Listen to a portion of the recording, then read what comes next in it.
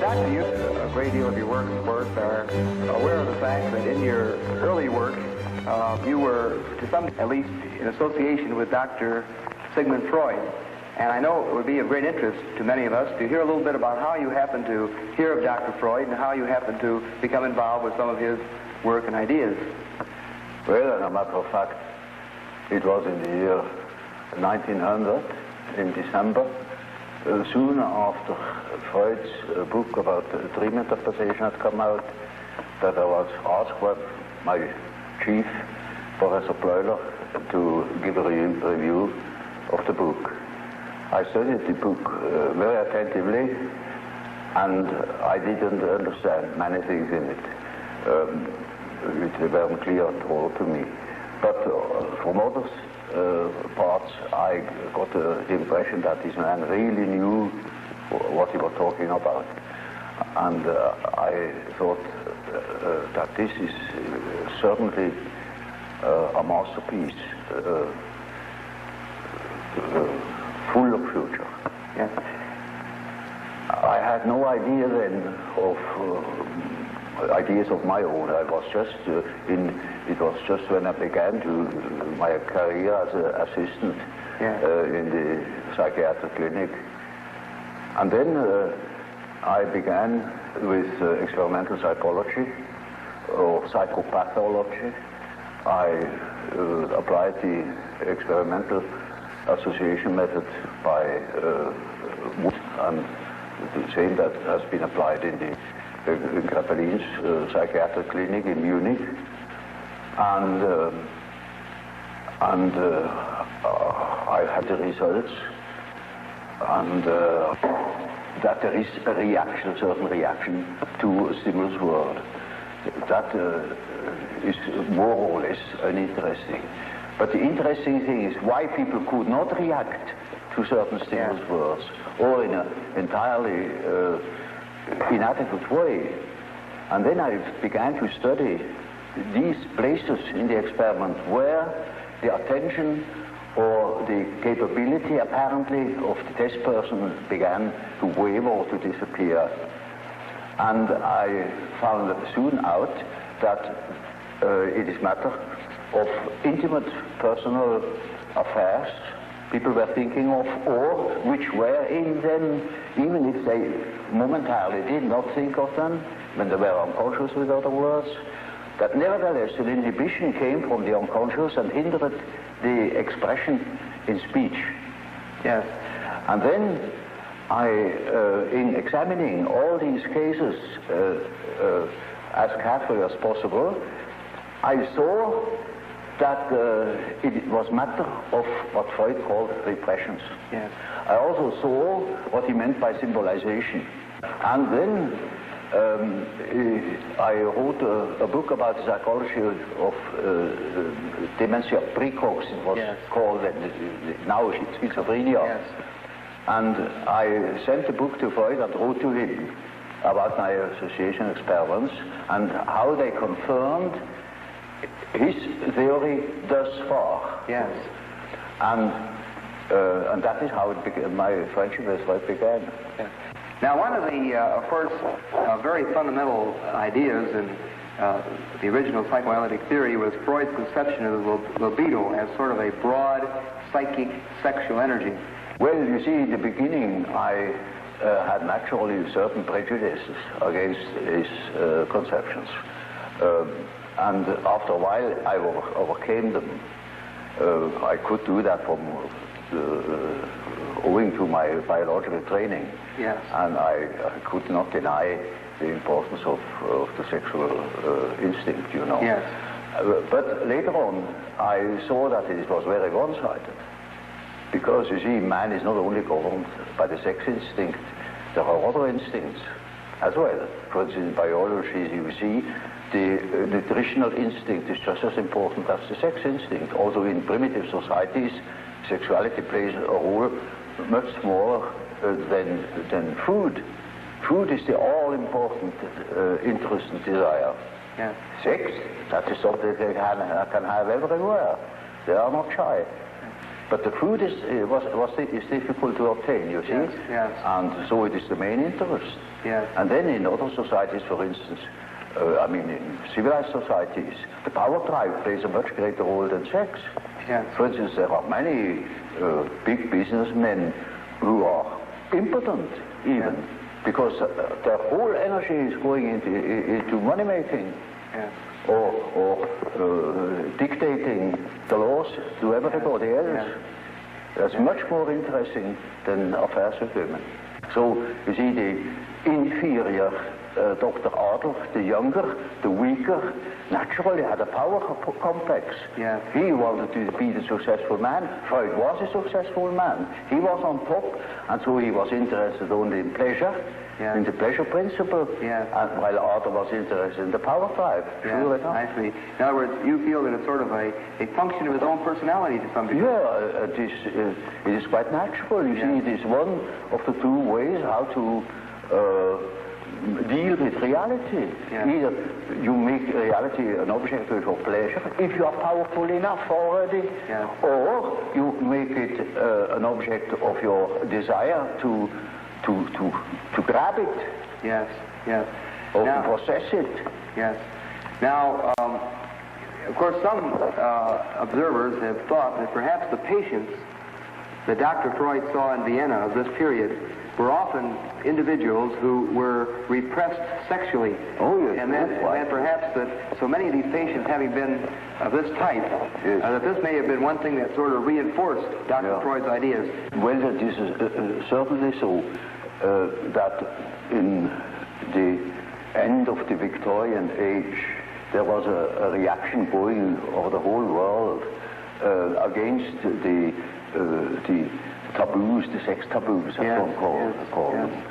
One didn't understand anymore properly why or why not. And Freud belongs into that time, a sort of liberation of the mind of such taboos. The research comes to the question of the unconscious. There things become necessarily blurred, because the unconscious is something which is really unconscious. And so you have no object, you see nothing. No. You only can make inferences, you know. And so we have to create a model of this possible structure of the unconscious, because we can't see it. Now, you see, he came to the concept of the unconscious chiefly on the basis of the same experience I had made in the association experiment, namely that people reacted. They said things, they did things without knowing that they did it or said it. And this is something you can observe experimentally in the association experiment, where people cannot remember afterwards what they did or what they said in the moment where the stimulus word hits the complex. With the reproduction, in the so-called reproduction experiment, you go through the whole list, and you will see that the memory fails where there was a complex reaction. And that is the simple fact Freud has based his idea of the unconscious on, because that is kind of what you can see time and again, that people, for instance, make a mistake in speech, or that they say something which they didn't mean to say, that just make ridiculous mistakes, you know. There are no end of stories, you know about how people can betray themselves by saying something they didn't mean to say at all, yet in the unconscious meant him to say that thing, just that thing. For instance, when you want to express your sympathy at a funeral, you go to somebody, you say, I congratulate you, you say, That's pretty painful, you know, but that happens, and it is true. Yeah. Is it? Yeah. Now, this is something that goes parallel now with the whole the school of the Salpêtrière in Paris. There was Pierre Janet, who has worked out that side of the unconscious reactions quite particularly. Yeah. Now, Freud refers very little to Pierre Janet. Well, I have studied with Pierre Janet in Paris, and he has formed my ideas very much. He was a first-class observer, though he had no dynamic theory about, no psychological theory. It was a sort of physiological theory of the unconscious phenomena as a so-called abaissement du niveau mental. That means a certain depotentiation of the tension of consciousness. It sinks below the level of consciousness and thus becomes unconscious. Now, that is Freud's view too. Only he says it sinks down because it is helped, it is repressed from above. Then that was my first point of difference with Freud. I say there are cases, in my observation, where there was no repression from above, but the thing itself withdrew. Those contents that became unconscious had withdrawn all by themselves. They were not repressed. On the contrary. They have a certain autonomy. There I discovered the concept of autonomy. And that these contents that disappear have the power to move independently from my will. Either they appear when I want to say something definite, they interfere and say and speak themselves instead of what I wanted to say. Or they make me do something which I didn't want to do at all. Or they withdraw in the moment where I want to use them. They certainly disappear. One of the most extreme views that we have, or one of the very men that you knew around Dr. Freud, we mentioned a moment ago, Otto Rank. He spoke of the birth trauma. He said the actual trauma of being born would leave a very powerful impact on the ego and show itself throughout the life of the person. I should say this is very important for an ego, that it is born. Otherwise it wouldn't be. And this is highly traumatic, you know, when you fall out of heaven. But will you take literally Otto Rank's position of the birth trauma as having, you might say, a psychological effect? Don't you see, this is an event that happens to everybody that exists, that once has been born.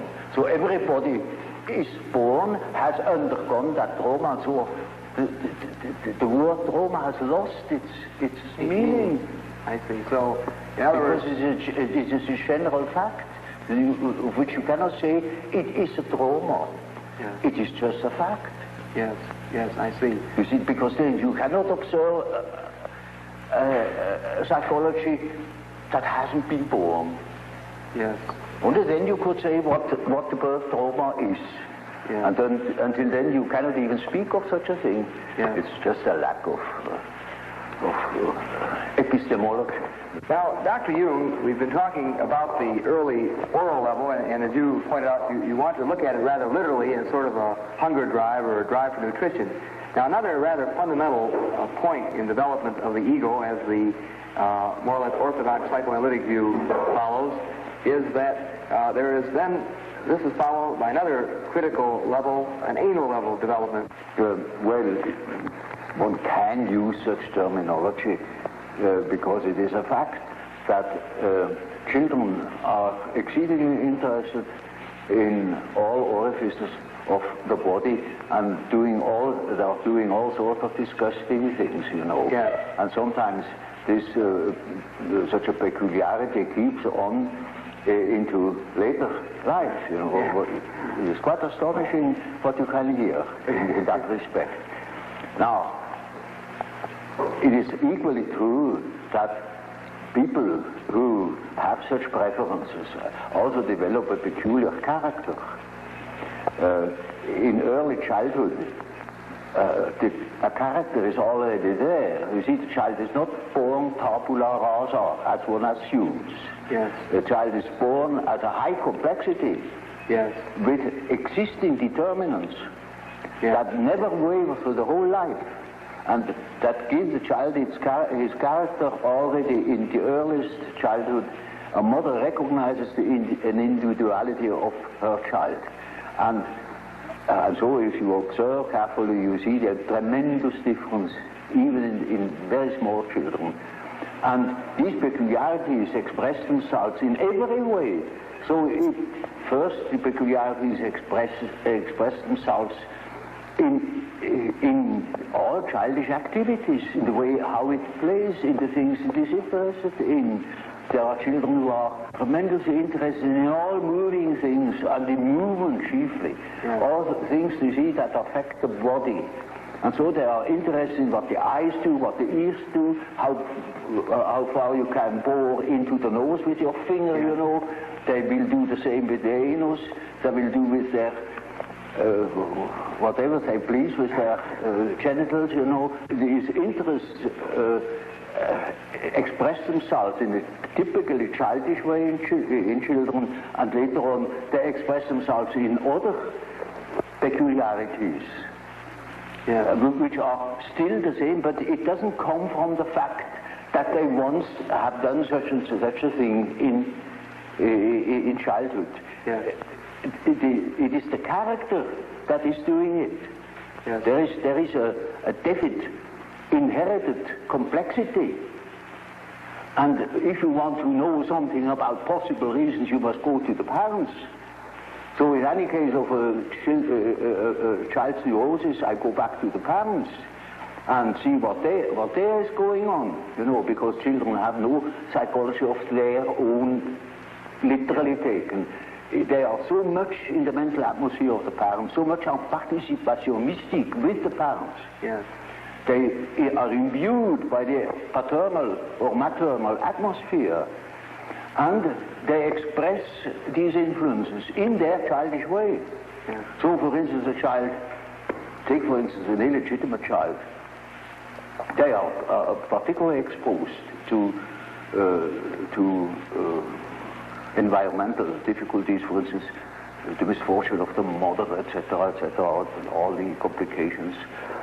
And such a child will miss, for instance, a father.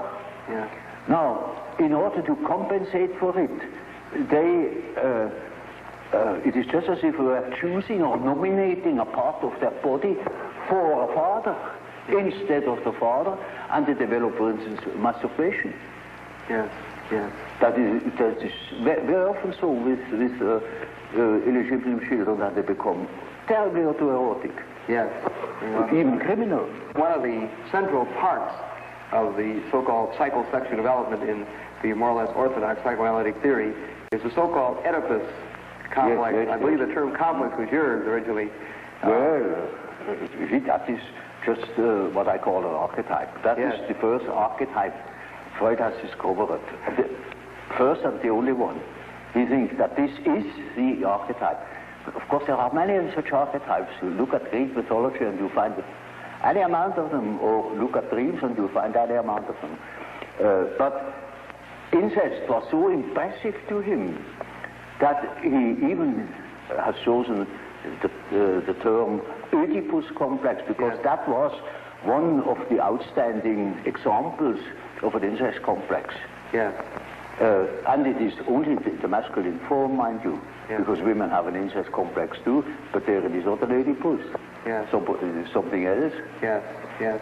So it is only the term for an archetypal way of behavior in case of a man's relation, say, to his mother. It also means to the daughter, because whatever he was to the mother, he will be it to the daughter. too.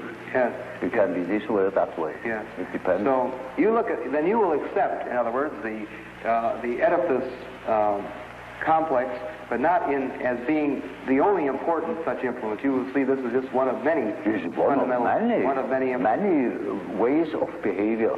Now, see, the Oedipus gives you an excellent example of the behavior of an archetype.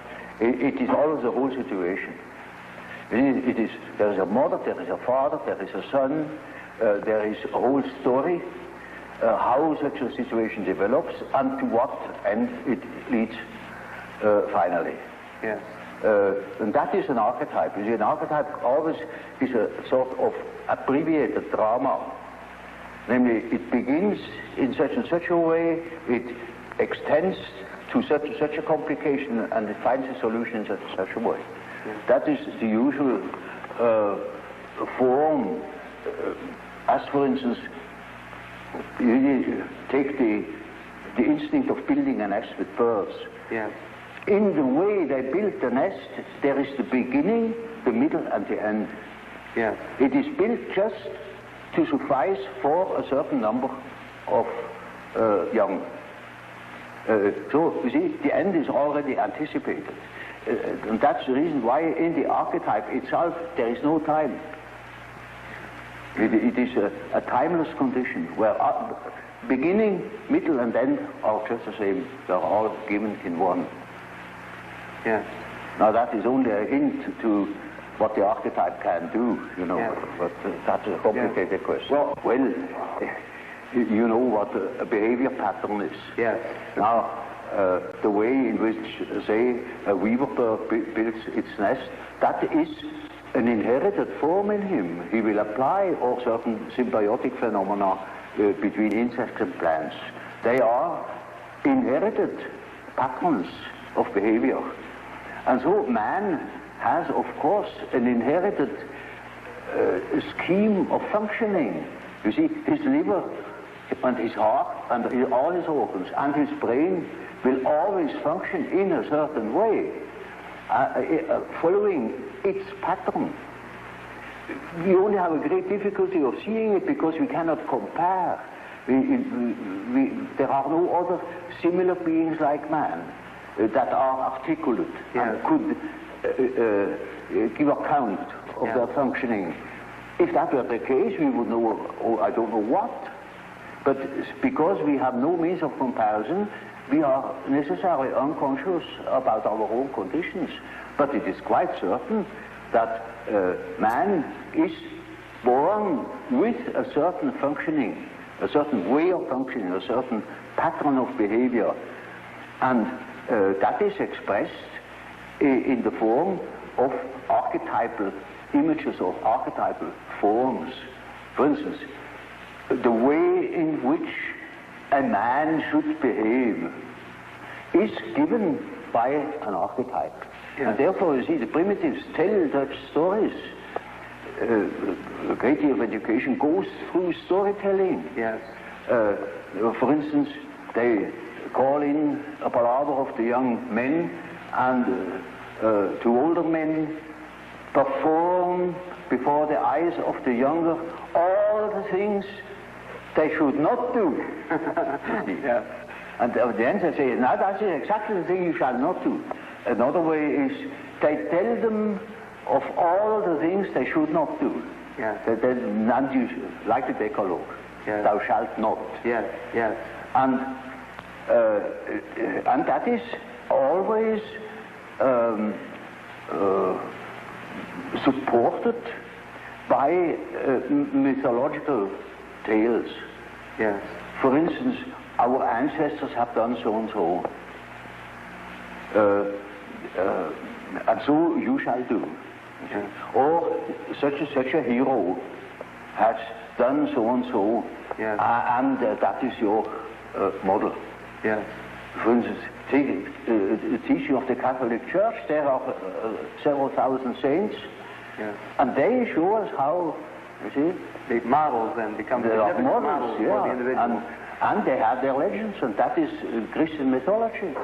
Yes. In Greek, you know, there was a Theseus, there was a Heracles, models of fine men, of gentlemen, you know. Yes, yes. And they teach us how to behave. They are archetypes. I see. Archetypes of behavior.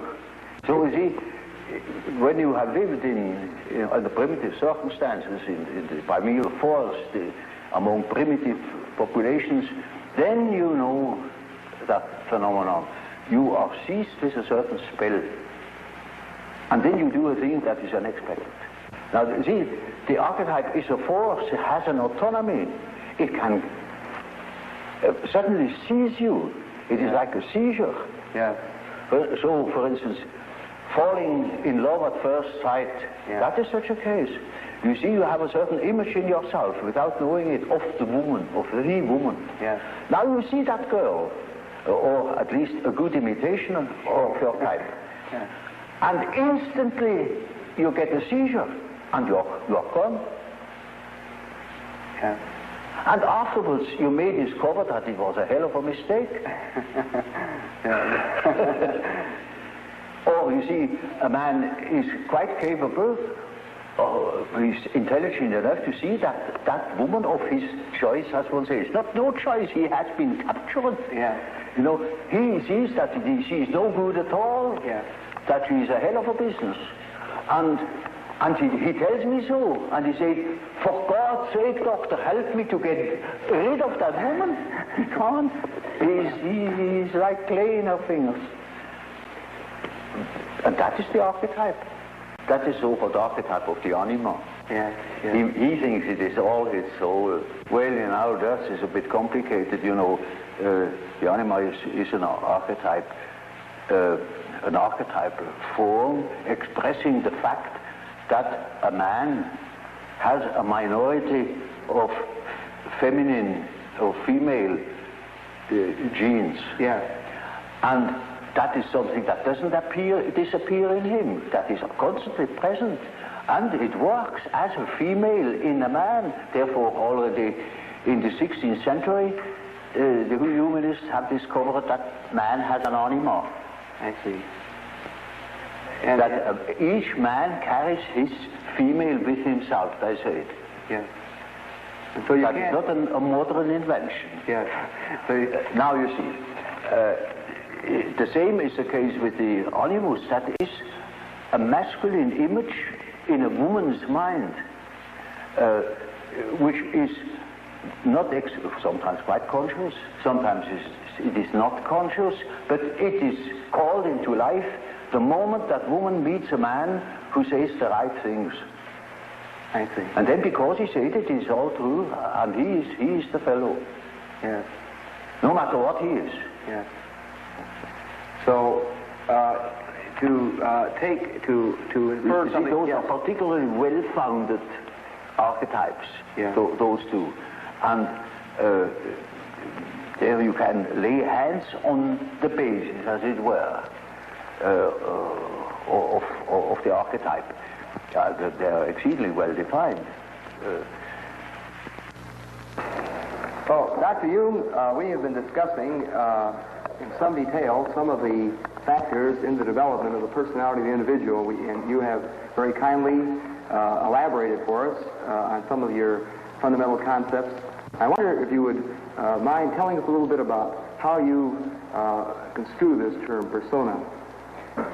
Well, this is a practical concept we need in elucidating people's relation.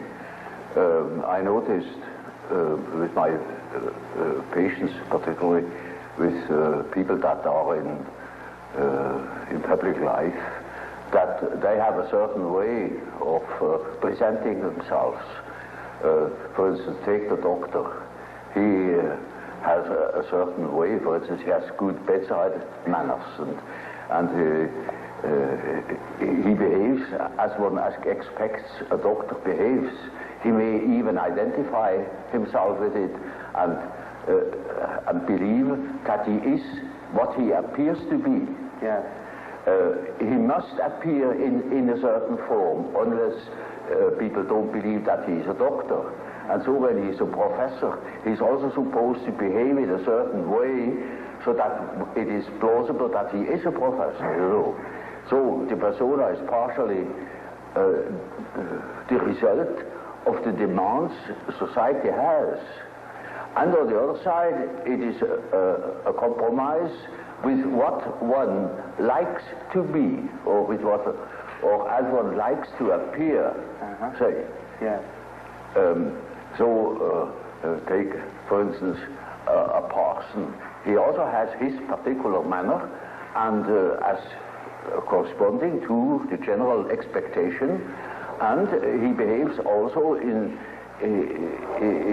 another way, combined with his persona that is forced upon him by society, in such a way that also his fiction of himself, his idea about himself, is more or less portrayed or represented. So the persona is a certain complicated system of behavior which is partially dictated by society and partially dictated by the expectations or the wishes one nurses oneself. Yes. Now, this is not the real personality, in spite of the fact that people will assure you that that is all quite real and quite honest, yet it is not. Yes. Now, such a performance, or say, the performance of the persona is quite all right, as long as you know that you are not identical with the way in which you appear. Yes. But if you are unconscious of this fact, then you get into sometimes very disagreeable conflicts. Namely, people can't help noticing that at home, for instance, you are quite different from what you appear to be in public. Yes. And people who don't know it stumble over it in the end. They deny that they are like that, but they are like that. They are it. And then you don't know, now, which is the real man? Yes, yes. Is he the man as he is at home or in intimate relations, or is he the man that appears in public? It is a question of Jekyll and Hyde. Yes. Often.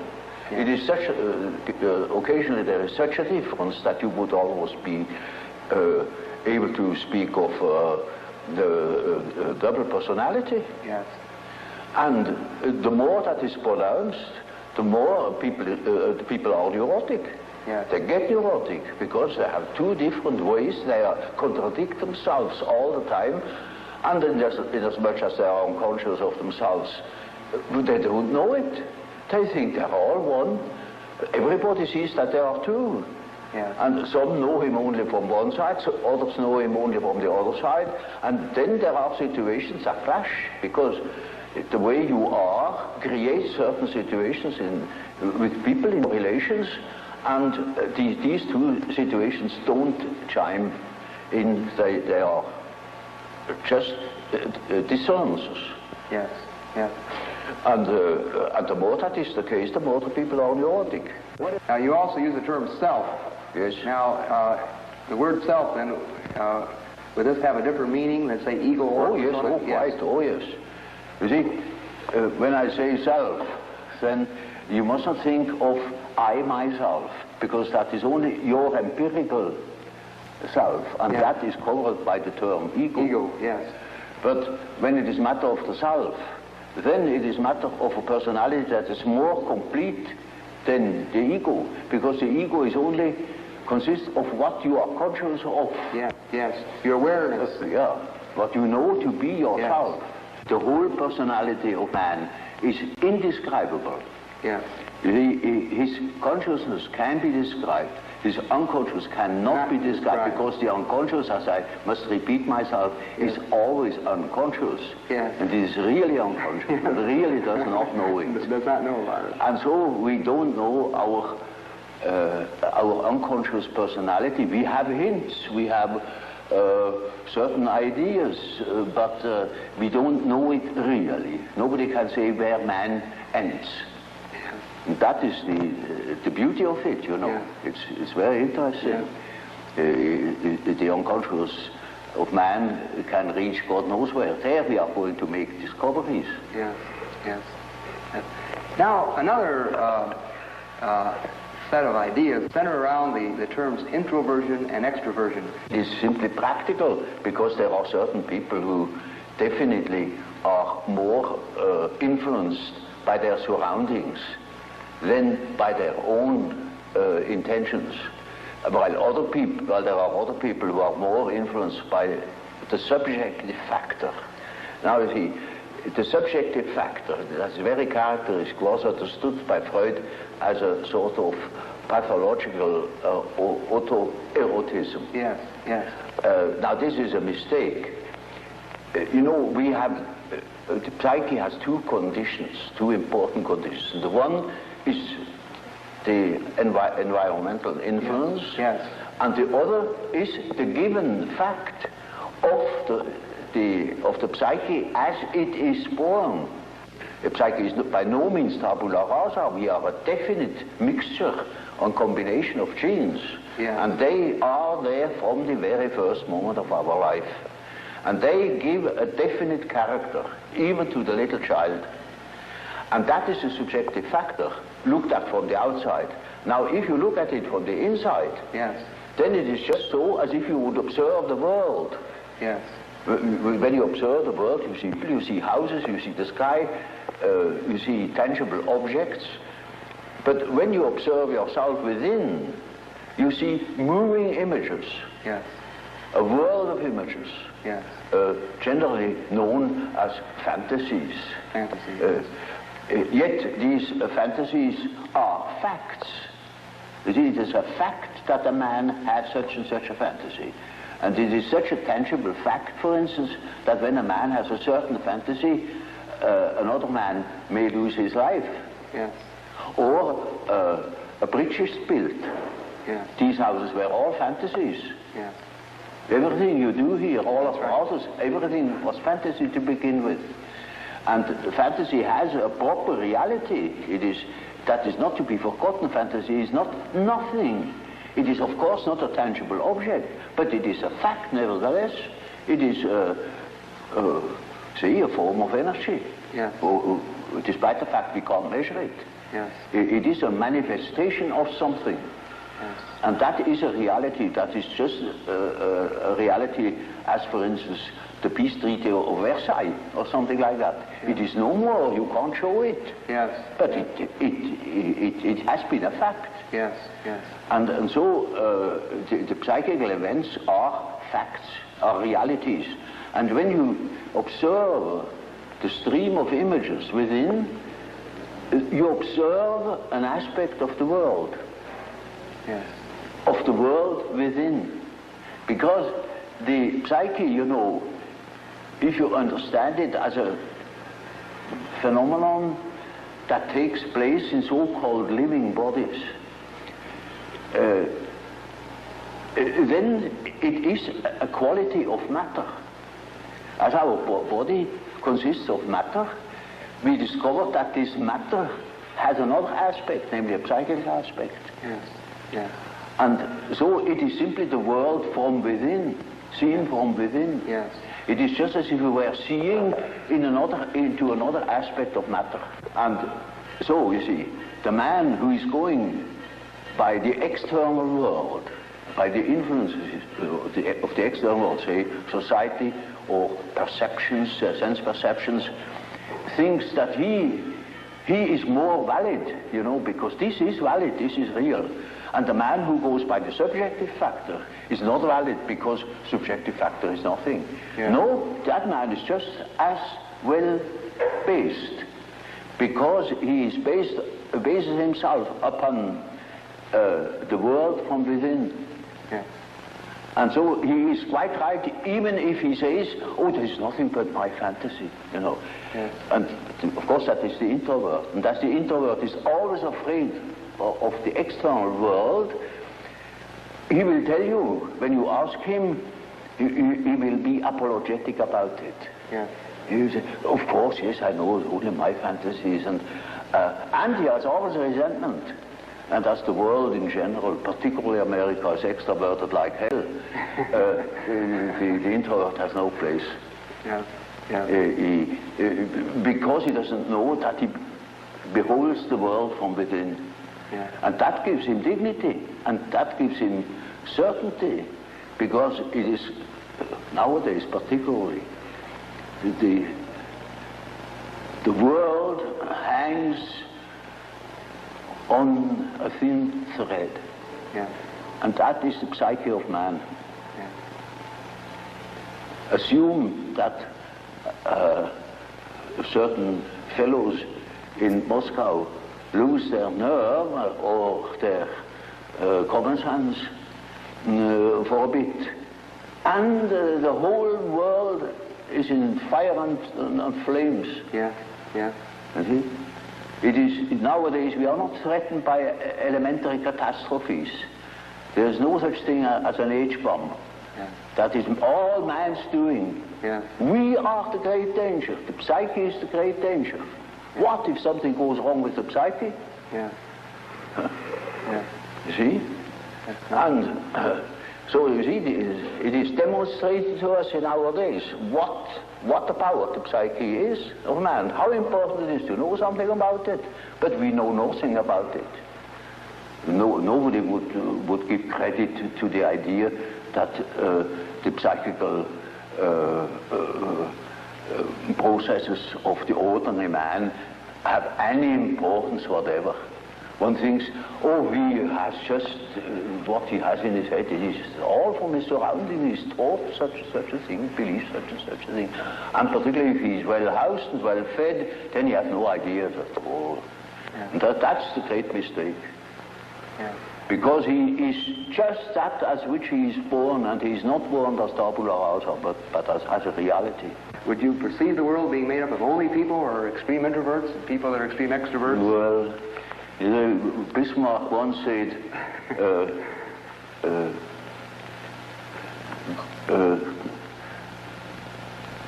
God may protect me against my friends. With my enemies, I can deal myself alone. You know how people are. They catch a word, and then everything is schematized along that word. There is no such thing as a pure extrovert or a pure introvert. Yeah. That such a man would be in the lunatic asylum. Those are only terms to designate a certain penchant, a certain tendency. For instance, the tendency to be more influenced by environmental influences or more influenced by the subjective factor. That's all. Yes. And you see, there are people who are very well balanced and are just as much influenced from within as they are from without, yeah. or just as little. Yes, yes. And so with all the finer classifications, you know, yes. they are only sort of point de repère, points for orientation. My whole scheme of typology is merely a sort of orientation. Namely, there is such a factor as introversion, there is such a factor as extroversion. The classification of individuals means nothing at all. This is only the instrumentarium, yes. for the practical psychologist, yes. To explain, for instance, a husband to a wife, or for instance, it is very often the case, one could almost say, it is almost a rule, but I don't want to make too many rules, in order not to be schematic, yeah. That an introvert marries an extrovert for compensation, or another type marries the counter type to complement himself, for instance. Well, Dr. Jung, of course, tied in with your typology and quotation version, we, of course, know of your concepts of thinking, feeling, sensation, and intuition. Well, there is quite a simple explanation of these terms, and it shows at the same time how I arrived at such a typology. Namely, sensation tells you that there is something. Thinking, roughly speaking, tells you what it is. Feeling tells you whether it is agreeable or not, to be accepted or not, accepted or rejected. Yes. And intuition, now there is a difficulty. Yes. You don't know ordinarily how intuition works. So when a man has a hunch, you can't tell exactly how he got at that hunch or where that hunch comes from. It is something funny about intuition. I will tell you a little story. I had two patients. The man was a sensation type, and the woman was an intuitive type. Of course, they felt attraction. And so they took a little boat and went out to the Lake of Zurich. And there were those birds that dive off the fish, you know. Yeah. And then after a certain time they come up again, and you can't tell where they come up. And so they began to bet who was the first to see the bird. Now, you would think that the one who observes reality very carefully, the sensation type, would of course win out. Yeah. Not at all. The woman won the bet completely. Yeah. She was beating him on all points. Yeah. Because by intuition she knew it before. I see. See? Now, how is that possible? Yeah. Well, sometimes, you know, you can really find out how it works by finding the intermediate links. You see, it is a perception by intermediate links, and you only get the result of that whole chain of associations. Yes. Sometimes you succeed in finding out, but more often you don't. So my definition is, intuition is a perception by ways or means of the unconscious. Yes. That is as near as I can get. This is a very important function, because when you live under primitive conditions, a lot of unpredictable things are likely to happen. Yes. And there you need your intuition, because you cannot possibly tell by your perceptions, by your sense perceptions, what there is going to happen. For example, more specifically, what would be an example or a difference between an intuitive extrovert and an intuitive introvert? Well, you know, you have chosen a somewhat difficult case, you know, because one of the most difficult types is the intuitive introvert. Yes, you know. I have. The intuitive extrovert, you find among hunters, bankers, gamblers. Yes. That is quite understandable. Yes. But the introvert the introverted variety is more difficult, because he has intuitions as to the subjective factor, namely the inner world. Yes. And of course that is now very difficult to understand, because what he sees are most uncommon things, and he doesn't like to talk of them. Yes. If he's not a fool, because he would spoil his own game by telling what he sees, because people won't understand it. Yes. For instance, once I had a patient, a young woman, about 27 or 8, and her first words were, when I had treated her, she said, "You know, doctor, I come to you because I have a snake in my abdomen." I said, "What?" Yes, a snake, a black snake, coiled up right in the bottom of my abdomen. And I must have made a rather bewildered face, at her, and she said, you know, I don't mean it literally, but I should say it was a snake. It was a snake. You see? Now, you see, our further conversation a little later was that she said, that was about in the middle of our treatment that only lasted for 10 consultations. She had foretold me, I come 10 times, and then it's all right. I said, how do you know? Oh, I got a hunch, you see. Yeah. And really, about the 5th or 6th hour, she said, Doctor, I must tell you, the snake has risen.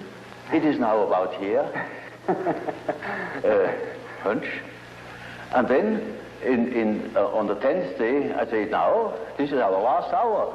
And do you feel cured? And she said, beaming, she said, you know, this morning, it came up and came out of my mouth, and the head was golden. And those were her last words. Now, you see, that same girl, when it comes to reality, she came to me because she couldn't hear the step of her feet anymore. Yeah. Because she walked on air. Yeah. Literally. Yeah. She couldn't hear it, and that frightened her. And when she came to me, I asked her for her address. And then she said, oh, pension so-and-so. Well, it is not just called pension, but it is a sort of pension. And it is, I never had heard of it. Yeah. And I said, no, I'm curious, I never have heard of that place. Well, it's a very nice place, he said. Curious enough, there are only young girls there, very nice and very lively young girls. And they have a merry time. I often wish they would invite me to their merry evenings. And I said, but they amuse themselves all alone. Said, oh no, there are plenty of young gentlemen coming in, and they have a beautiful time, but they never invite me. It turned out that it was a private brother. Yes. And she was a perfectly decent girl, you know, of a very good family, not from here. She had found that place, I don't know how.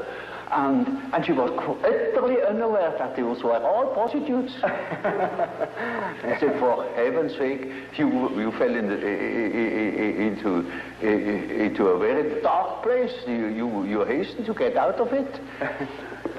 You see, that was her sensation. Yeah. She didn't see reality. Yeah. But she had hunches like anything, and they came off. Yeah. Now, you see, such a person cannot possibly speak of her experiences.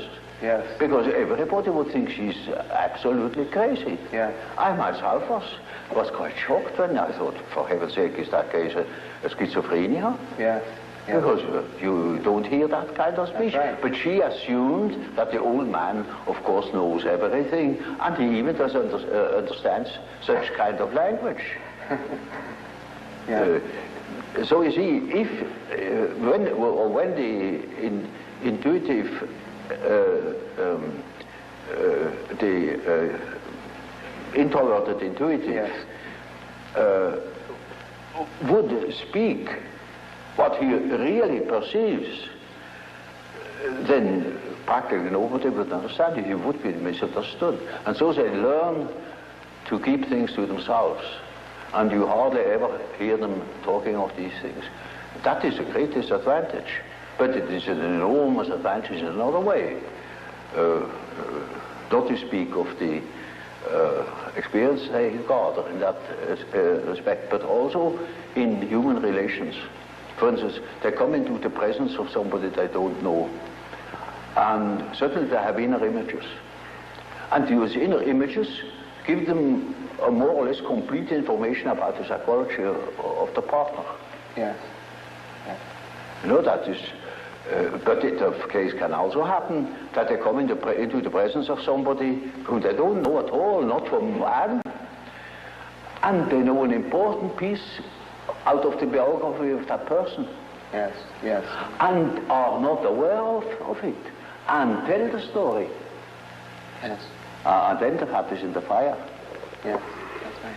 You see, so the introverted intuitive has in a way a very difficult life, although one of the most interesting lives.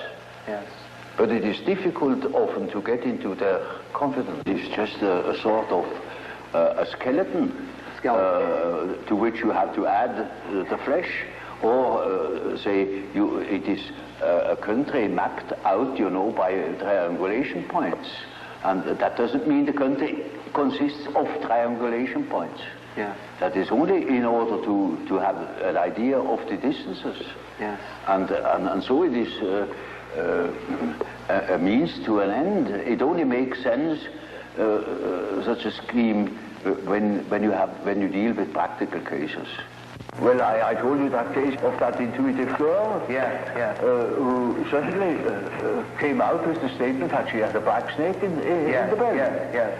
Well, now, that is a collective symbol. Yes. That is not an individual fantasy. That is a collective fantasy. A collective, yes. That is well known in India. Yes. But she has nothing to do with India. But we have it too. It was generally human. Yes. But it's entirely unknown. So that I even in the first moment thought perhaps she's crazy. Yes. But she was only highly intuitive. Yes. It is in India known. It is the basis of a whole philosophical system of Tantrism. Yes. This is Kundalini. The Kundalini serpent. I see. You see? And that is something known to some few specialists. Yes. Generally, it's not known that we have a serpent in the abdomen. Yeah. But that is a collective, you see, that is a collective dream or a collective fantasy. Yeah. It may be, you know, that what the unconscious has to say is so disagreeable that one prefers not to listen. Yeah. And in most cases, people would be probably less neurotic if they could admit the things. Because these things are always a bit difficult or disagreeable or inconvenient or something of the sort. So there is always a certain amount of repression, but that is not the main thing. The main thing is that they are really unconscious. Yes. And you see, if you are unconscious about certain things that ought to be conscious, then you are dissociated. I see. And then you are a man whose left hand never knows what the right is doing. And counteracts or interferes with the right hand. Now such a man is hampered all over the place. Then we have the problem. That is the problem for an intellectual man. And then I say, now, you see, you don't know, you have no answer.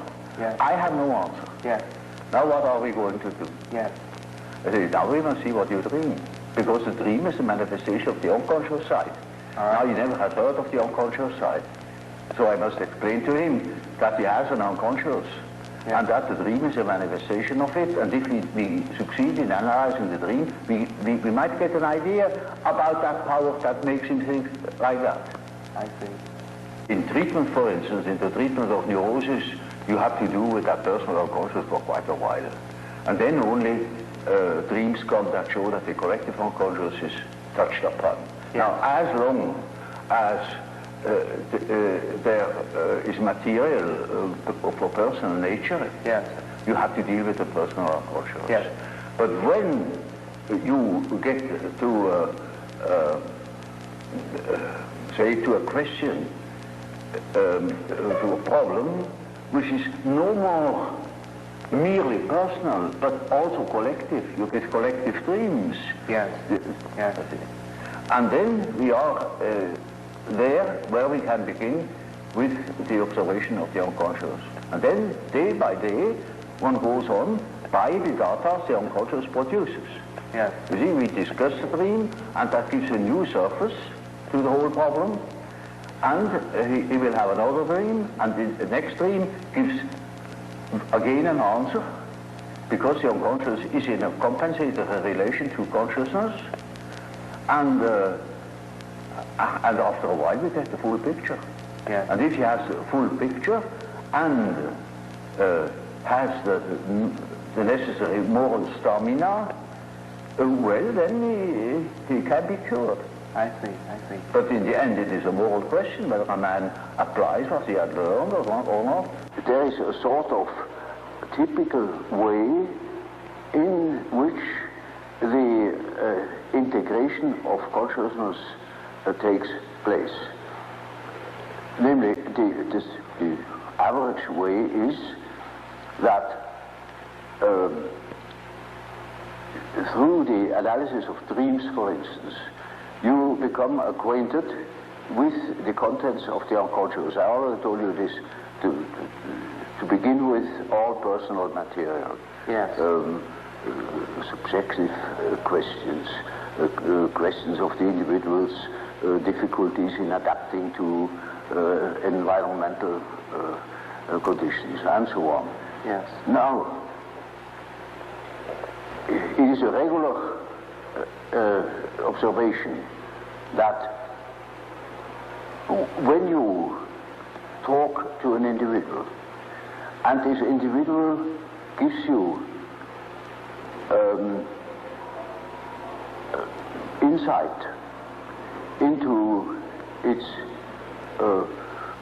inner preoccupations, interests, emotions, in other words, hands over his personal complexes, then you get slowly and nilly-willy into the situation of a sort of authority. Yeah. You become a point of reference. You know you are in possession of all the important items in a person's development.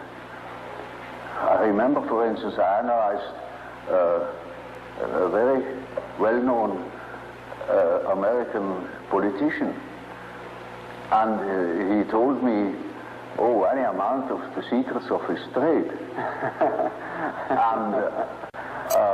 And suddenly he jumped up and said, "By God, what have I done? You know, you get $1 million for what I have told you now." I said, "Well, I'm not interested. You can sleep in peace. I shall not betray you. I'll forget it within a fortnight."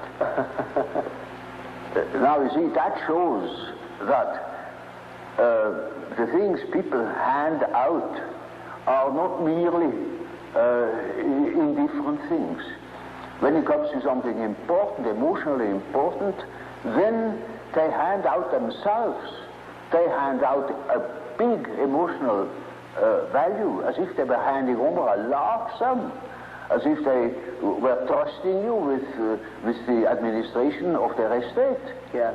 And they're entirely in your hands. Yes. Often, I hear things that could ruin those people utterly if it's perfectly known. Or it would give me, if I should have any blackmailing tendencies, unlimited power to blackmail them. Now, you see, that creates an emotional relationship to the analyst. And that is what Freud called the transference. Yes. Which is a central problem of analytic psychology. It is just so as if these people had handed out their whole existence, and that can have very peculiar effects upon the individual. Either they hate you for it or they love you for it. Yeah. But you are not indifferent to them. And there is then a sort of emotional relation between the patient and the doctor. Yes. Now, when you hand out such materials, then these contents are associated with all the important persons in the life of a patient. Now, the most important persons are usually father and mother. Yeah. That comes up from childhood. The first troubles are with the parents as a rule. So, in handing over your infantile memories about the father or about the mother, you hand over also the image of father and mother. Then it is just as if the doctor had taken the place of the father, even of the mother. I had quite a number of male patients that called me Mother Jung, because they handed over the mother to me, curiously enough. But you see, that's quite irrespective of the personality of the analyst. It is simply disregarded. He functions as if he were the mother, or he functions as if he were the father, the central authority. And now that is what one calls transference. That's a case, a particular case of projection. Yes. Now, Freud doesn't exactly call it projection; he calls it transference. Yes. That is an allusion to the old and superstitious idea of handing over a disease, transferring a disease upon an animal, or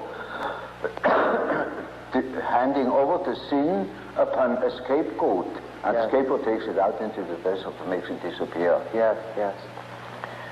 So they hand over themselves in the hope that I can swallow that stuff and digest it for them.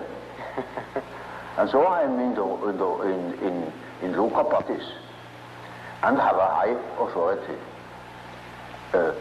Naturally, I'm also persecuted by the corresponding resistances, by all the manifold emotional reactions they have had against their parents. Now, that is the stuff you have to work through first in analyzing the situation, because a patient in such a condition is not free. He is the slave. He's utterly dependent upon the doctor, like a patient with an open abdomen on the operation table. He is in the hands of the surgeon for better or worse. And so the thing must be finished. And so we have to work through that condition in the hope that we arrive in a situation where the patient is able to see that I'm not the father or not the mother, that I am an ordinary human being. Now, everybody naturally should assume that such a thing would be possible. For instance, that a patient could arrive at such an insight when he's not a complete idiot, that I am just a doctor and not the emotional figure of their fantasies. But that is very often not the case. So I had a case that was an intelligent young woman.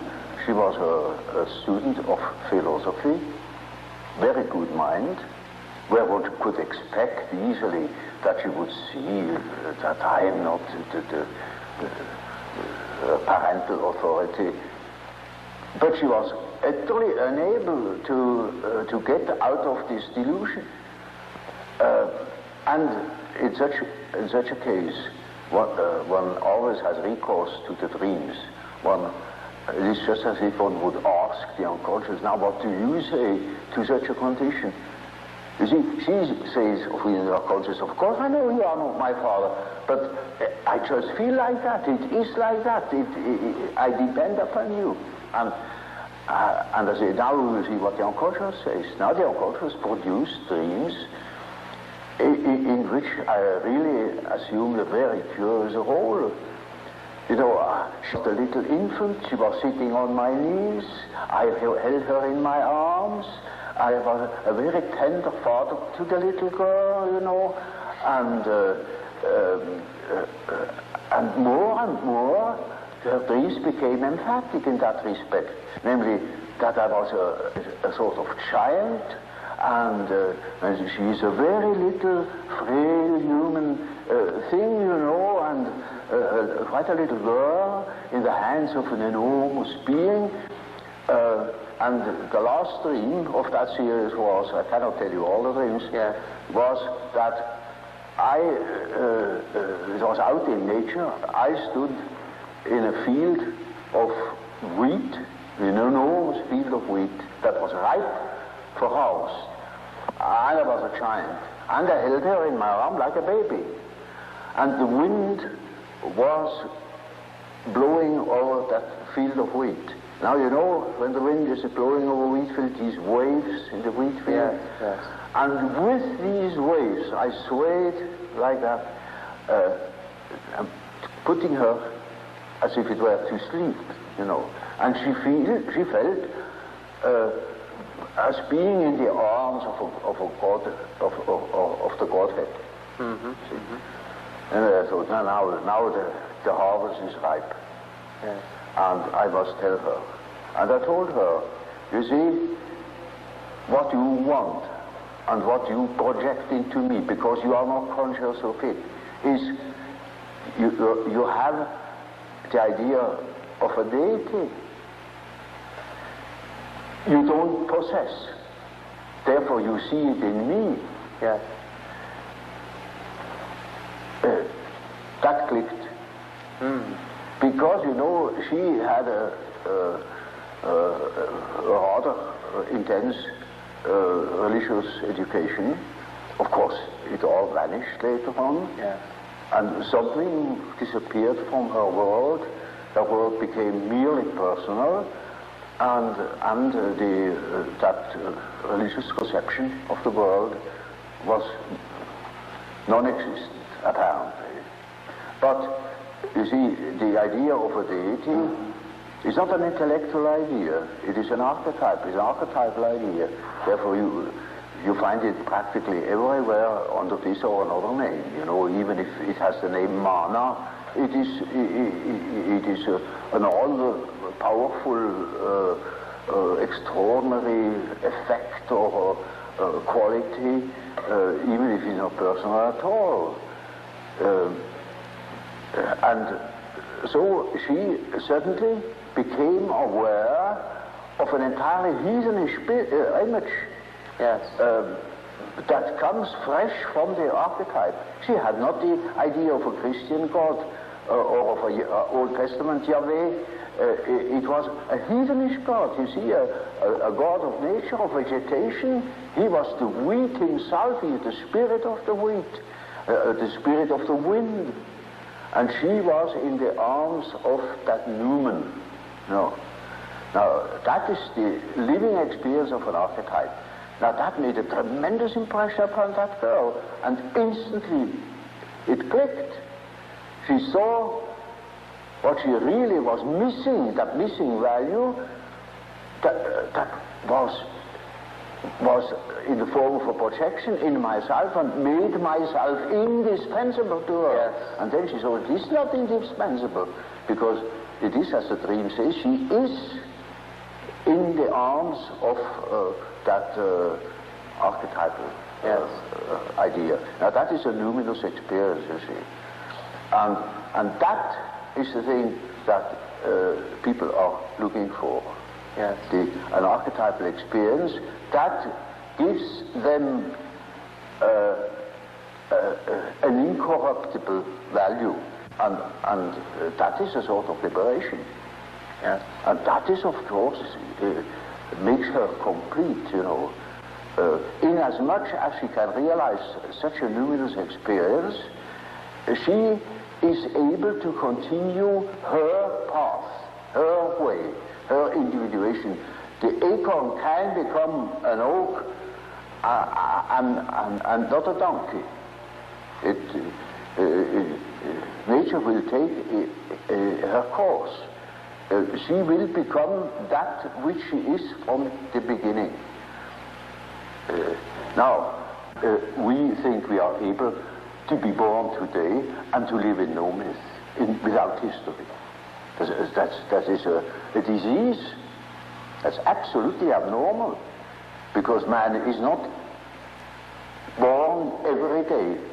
He's once born in in a specific historical setting with the specific historical qualities, and therefore he is only complete when he has a relation to these things. It's just as if you were born without eyes and ears, when you are growing up with no connection with the past. From the standpoint of natural science, you need no connection with the past. You can wipe it out. Yes, yes. And that is a mutilation of the human being. Now I saw, through my practical experience, that this kind of proceeding had a most extraordinary therapeutical effect. And so, you see, in our days, we have such and such view of the world, such and such a philosophy, but in the unconscious we have a different one. And that we can see through the example of the alchemistic philosophy that behaves towards the medieval consciousness exactly like the unconscious behaves to ourselves.